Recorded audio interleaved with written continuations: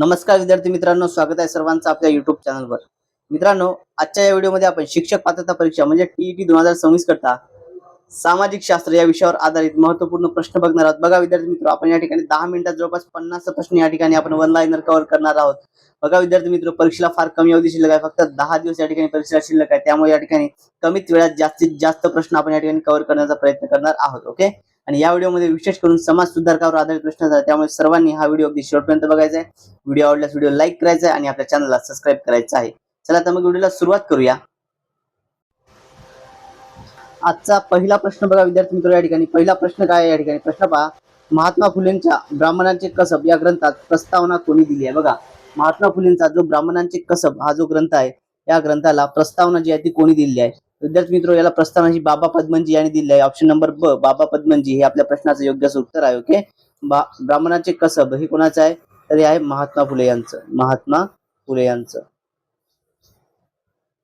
चला पहा विद्यार्थी मित्र, महात्मा फुले या संदर्भात म्हटलं तर यांची कोणत्या एका समाजाची स्थापना केली? तो कुठला? सत्यशोधक समाज। ओके, सत्यशोधक समाज,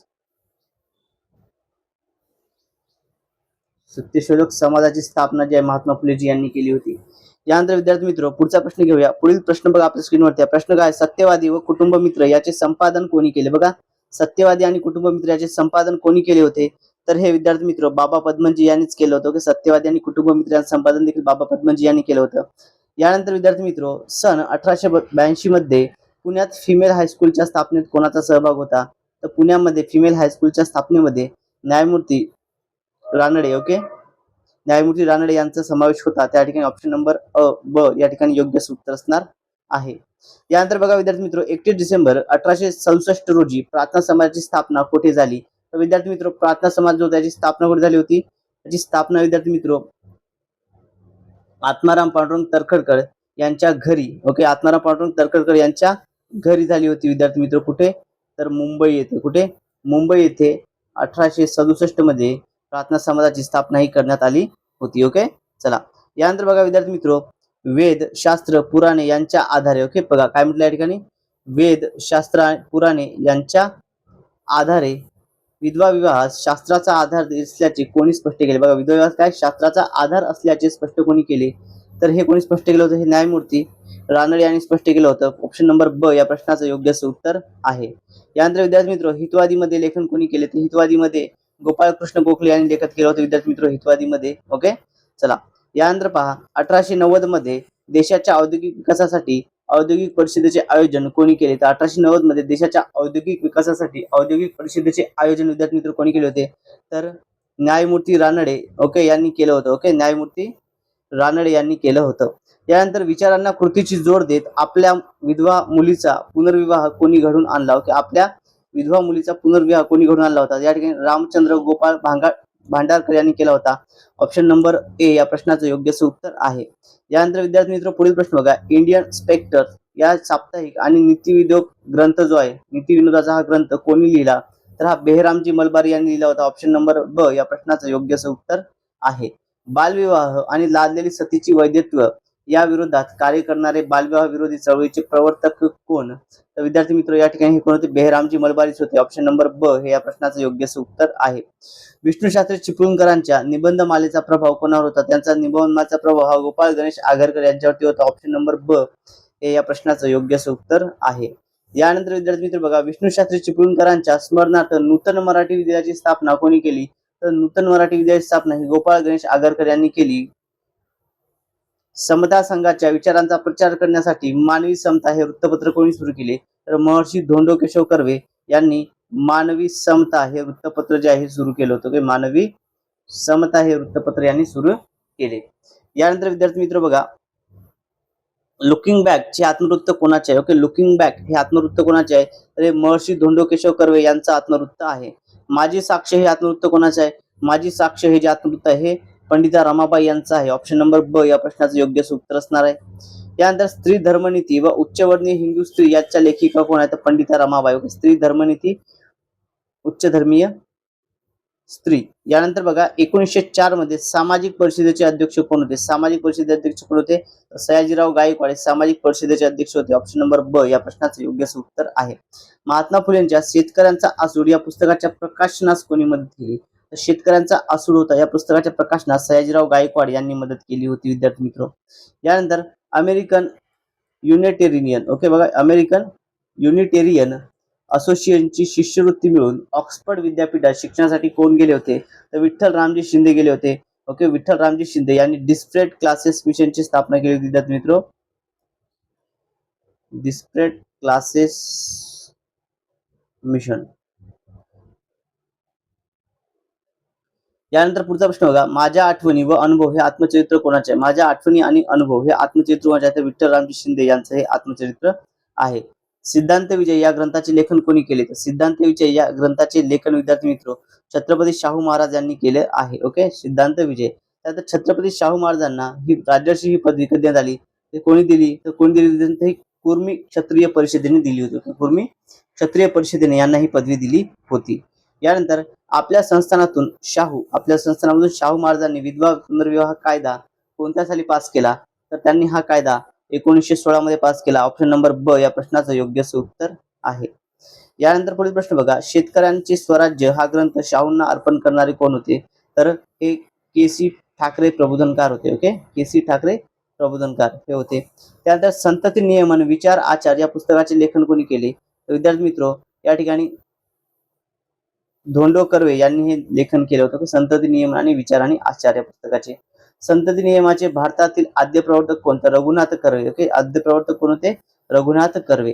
राष्ट्रभक्त समूह या गुप्त संघटनेची स्थापना 1899 मध्ये कोणी केली? तर वि. दास सावरकर यांनी केली होती विद्यार्थी मित्र. बघा, या विद्यार्थी मित्र या ठिकाणी अभिनव भारत म्हणतात त्याला. अभिनव भारतची स्थापना केली होती. यालाच मित्रमेळा संघटना देखील म्हणतात. मित्रमेळा संघटना. यानंतर बघा पुढील प्रश्न विद्यार्थी मित्र, जातीभेद निर्मूलनासाठी, ओके, जातीभेद निर्मूलनासाठी स्वातंत्र्यवीर सावरकरांनी रत्नागिरीत पतित पावन मंदिराची स्थापना केली. त्यांच्या जीर्णोद्धारासाठी कोणाला निमंत्रित केले होते? तर त्याच्या जीर्णोद्धारासाठी विद्यार्थी मित्र डॉक्टर बाबासाहेब आंबेडकर यांना निमंत्रित करण्यात आलं होतं.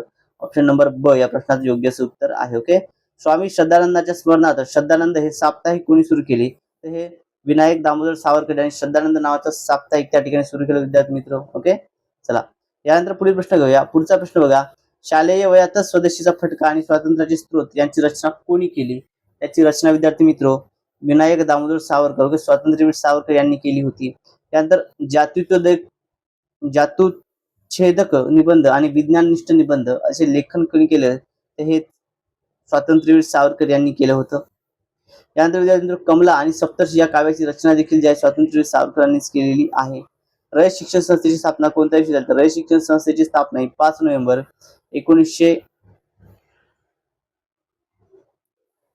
या ठिकाणी बघा विद्यार्थी मित्र, रयत शिक्षण संस्थेची स्थापना ही विद्यार्थी मित्र ही 5 ऑक्टोबर 1919 साली झाली होती. ऑप्शन नंबर ए या प्रश्नाचं योग्य उत्तर आहे. कर्मवीर भाऊराव पाटलांनी वसतिगृहाचा खर्च भागवण्यासाठी कोणती योजना चालू केली?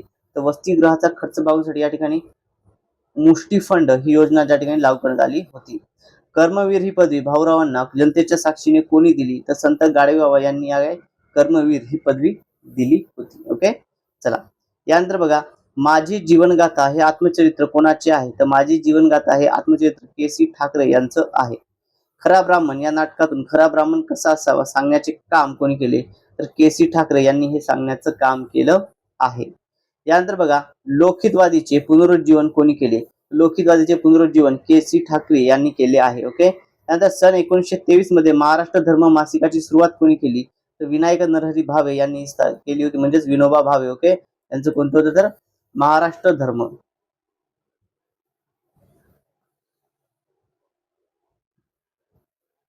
यानंतर पुढील प्रश्न बघा, सन 1975च्या आणीबाणीचा उल्लेख अनुशासन पर्व असा कोणी केला?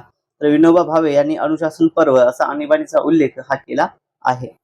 नाना रामचंद्र पिसाळ यांना क्रांतिसिंह ही उपाधी कोणी दिली? ओके, या ठिकाणी बघा, नाना रामचंद्र पिसाळ यांना क्रांतिसिंह ही पदवी कोणी दिली, उपाधी कोणी दिली? तर ही प्रल्हाद केशव अत्रे यांनी दिली, प्रके अत्रे यांनी दिली होती. ऑप्शन नंबर ब या प्रश्नाचं योग्य उत्तर आहे. यानंतर प्रति सरकारची स्थापना कोणती होती आणि तिचे अध्यक्ष कोण होते? प्रति सरकारची स्थापना कोणी केली? कुंडल या ठिकाणी. कुंडल अध्यक्ष होते किसनराव. ओके, काय विद्यार्थी मित्र? कुंडल आणि किसनराव या ठिकाणी अध्यक्ष होते.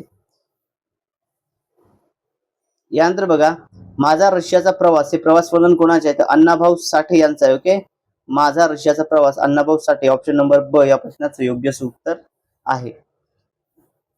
छत्रपती शाहूंनी छत्र जगद्गुरू ओके काय म्हणलं छत्र जगद्गुरू पीठाची निर्मिती करून कोणाला छत्र जगद्गुरू नेमले होते तर सदाशिव पाटील ओके सदाशिव पाटील यांना नेमले होते बेनोडीकर यांना नेमले होते. यानंतर छत्रपती शाहूंच्या राज्याभिषेकासमयी खालीलपैकी कोण उपस्थित होते. छत्रपती शाहूंच्या राज्याभिषेकाच्या समयी गोपाळ गणेश आगरकर गोपाळ कृष्ण गोखले आणि राघव भांडारकर हे तिघही उपस्थित होते. ऑप्शन नंबर ए या प्रश्नाचं योग्य उत्तर आहे.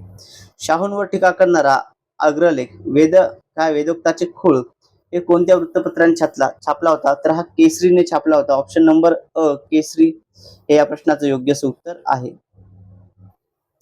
यानंतर बघा बालहत्या प्रतिबंध गृहाच्या स्थापनेकरता व या कार्यात महात्मा फुलेंना मदत करणारे कोण तर लोकहितवादी भांडारकर बाबा परमानंद आणि तात्या पडळकर हे होते. ऑप्शन नंबर ब या प्रश्नाचं योग्य उत्तर आहे. शेतीमालाच्या विक्रीसाठी विक्री पेटी सुरू करण्याचे काम कोणी केले तर महात्मा फुलेजी यांनी केले होते. ओके महात्मा फुले यांनी हे काम सुरू केलं होतं. यानंतर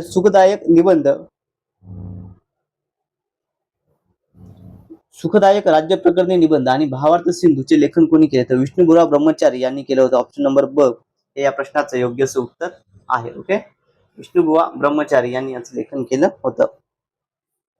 त्यानंतर काव्य फुले बावनकशी सुबोध रत्नाकर ही कोणी लिहिली आहे ते स्वातंत्र्य या ठिकाणी सावित्रीबाई फुले यांनी लिहिले. Savitribai Phule option number A या प्रश्नाचं योग्य उत्तर आहे. यानंतर ग्रँट मेडिकल कॉलेजचे विद्यार्थी असणारे पहिले डॉक्टर कोण ओके तर ते होते डॉक्टर भाऊदाजी लाड.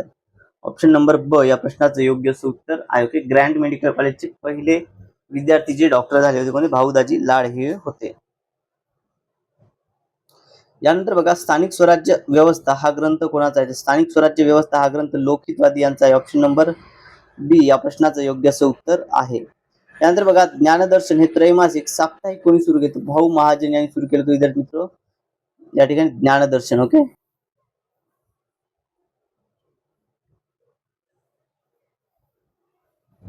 यानंतर अजून एक आहे ते म्हणजे प्रभाकर. अजून कुठला आहे तर दुसरा आहे प्रभाकर नावाचा साप्ताहिक आहे. यानंतर बघा विद्यार्थी मित्र मानव धर्म सभेची ओके मानव धर्म सभेची स्थापना 22 जून 1844 रोजी कोणी केली तर मानव धर्म सभेची स्थापना 22 जून 1844 रोजी दादोबा पांडुरंग तर्खडकर म्हणजे आणि दुर्गाराम मच्छराम यांनी केली. ऑप्शन नंबर ए हे या प्रश्नाचं योग्य उत्तर आहे. ओके चलो. यानंतर परमहंस सभेची स्थापना कधी करण्यात आली तर परमहंस सभेची स्थापना विद्यार्थी मित्र 31 जुलै 1949 रोजी करण्यात आली. त्यामुळे ऑप्शन नंबर ए या प्रश्नाचं योग्य उत्तर आहे विद्यार्थी मित्र.